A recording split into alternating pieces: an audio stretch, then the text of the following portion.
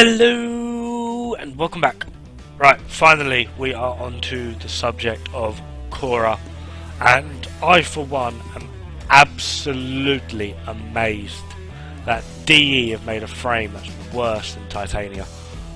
Like, honestly, I'm afraid to say I literally have nothing good to say about this frame. I've heard a few comments like the best thing about her is how she looks. To me, she looks like a cross between a Power Ranger and a Transformer, and not a good mix-up either. And I can't even get past the weird friggin' puffy beanbag from the back of her head. And yet again we have another friggin' bug butt, Trinity Mark II.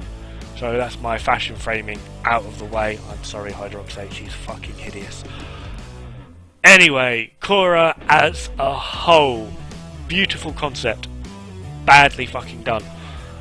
The original concept of what we got, where she changes her damage type, obviously we knew this was no longer happening, and a lot of the community were like, niche, no, don't do it, it's going to be bad. And what we got was worse than what we actually anticipated. Her one ability, for example, is the exact same as Gara's, apart from Gara's actually hits pretty frequently. Khora's, on the other hand, it's hit and miss. Does it work? I don't know.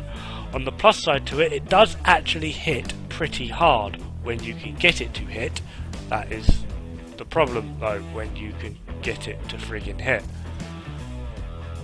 The 2 ability is like some weird mashup of Inaris's 4, but just bad.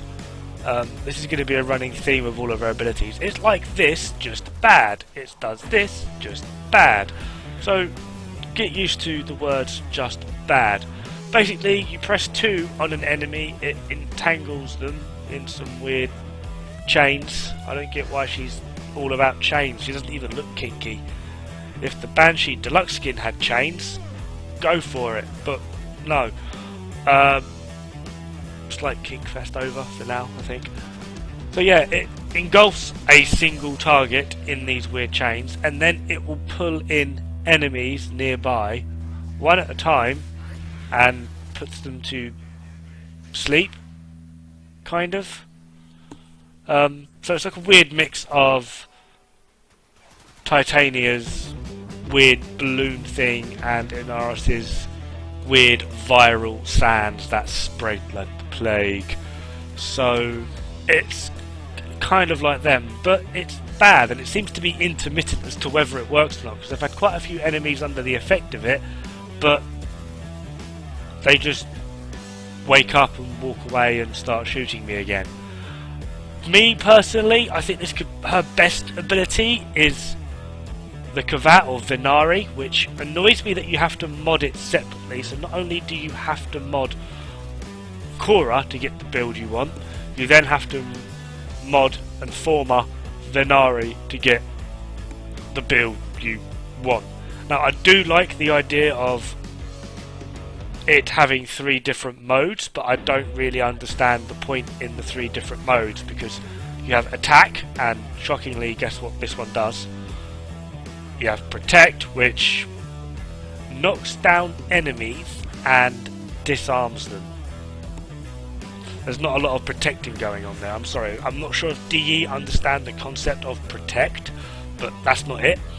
And then you have heal, and the way heal works, your cat runs off to an ally. I'm assuming it's within affinity range. I can't find any information on whether or not it is, I am sorry. Runs off to an ally who is losing health, or has lost the most health, so the weakest team member, and grants them 50 health per second, as long as they are within range of Venari. This is a pretty good idea. It does seem to work pretty well, I think, and is the main setting that I normally have my Venari on. Then you have the 4th ability, which at low level it's absolutely great, because it doesn't seem to have a cap. It will literally pull in everything within range, or meant to at least. Again though, this is sporadic as to whether it works or not. It just seems to be random. I've had it literally, I've spawned it on an entire mob and nothing happened, and I've spawned it on a few enemies or entire mobs again and it grabs them all. It seems to be working in the simulacrum, which is, I suppose, a plus side, and it does do damage over time, but the damage is so minuscule, it literally, there's no point even mentioning it. So, what's the problem with it? Well, it just feels so clunky. It's a friggin' eyesore as well. It looks absolutely horrible. It's basically Bastille, but bad. See? Told you it'd be back. And it's sporadic as to whether it works, and considering what she was meant to be, she's dreadful. She really is. I cannot recommend her. And for the bug fest that you've got to go through to get her in that onslaught, don't do it. She's not worth it. One, wait for the mission type to get fixed and then casually farm her. Don't be in a rush unless they do some serious changes. And it's just, honestly, she's that bad. But if you do have her and looking for a build, this is the build I'm running with: Stand United and Speed Drift to 1 movement speed, 2 cast animations, Vitality, Prime Continuity, Augur Message, Hunter Adrenaline, Stretch, Prime Flow, Overextended and Constitution. She does actually have quite a bit of armour due to her passive. She gets 15% per companion, so your Sentinel will give her 15, and then when you have Venari out, that will give you another 15. Now, for the Venari build, this is what I've gone with. I've not put too much effort into it because I got really frustrated with 1, having to mod Khora, and then the cat, and 2, why do you need to mod the cat anyway? Duh, it's an ability.